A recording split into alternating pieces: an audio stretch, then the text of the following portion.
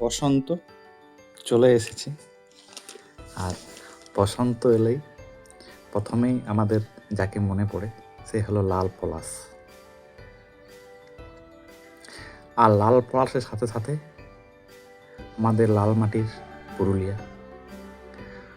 পলাশ তো আছেই, পলাশের সাথে সাথে আম, জাম, কেন্দ, মহুল, এদের সৌন্দর্য আপনারা দেখুন, অবশ্যই ভালো লাগে।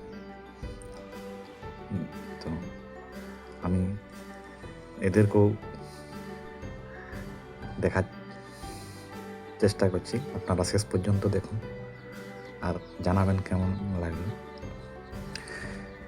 এবছর ফাল্গুনের প্রায় মাঝামাঝি, কিন্তু পলাশ সেরকম একটা ধরেনি। এরকম দু একটি গাছে এখন পলাশ ফুল এসেছে, আর বাকি গাছগুলোতে এখনও আসেনি। সাধারণত ফাল্গুন মাসের প্রথম দিকেই, ফেব্রুয়ারির শেষ সপ্তাহে আমাদের পুরুলিয়ার চারপাশটা রঙিন হয়ে ওঠে। কিন্তু এই গাছগুলো দেখুন এখনও এবছর ফুল আসবো করছে। কিন্তু বাকি আম গাছগুলো দেখুন, পাতাগুলো কেমন রঙিন হয়ে উঠেছে এবং বিভিন্ন ধরনের রং, গাছ ভেদে আলাদা আলাদা ধরনের রং, আর প্রচুর পরিমাণে মুকুল এসেছে।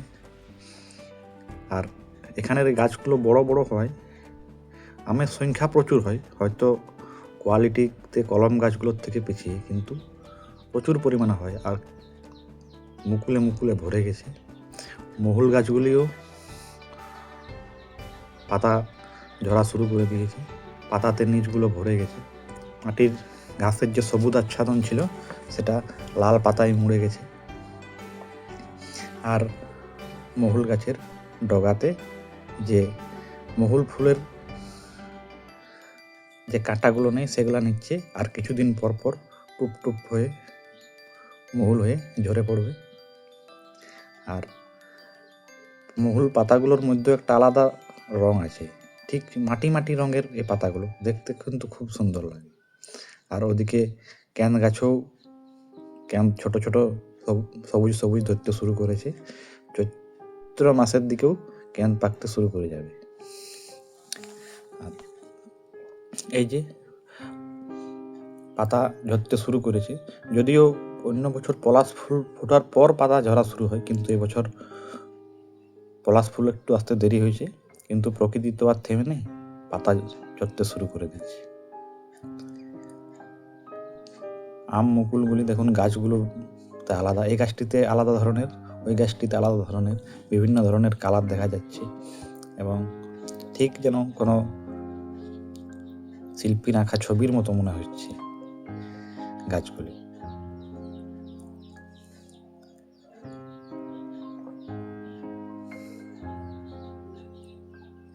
দেখুন,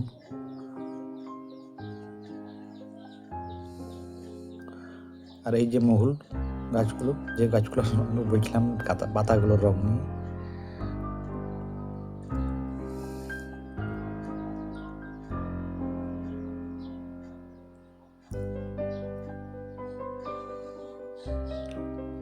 আশা করছি আর কিছুদিনের মধ্যেই পলাশ ফুলে আমাদের পুরুলিয়া ভরে যাবে এবং তার ভিডিও আমি যতটা পারবো দেওয়ার চেষ্টা করব।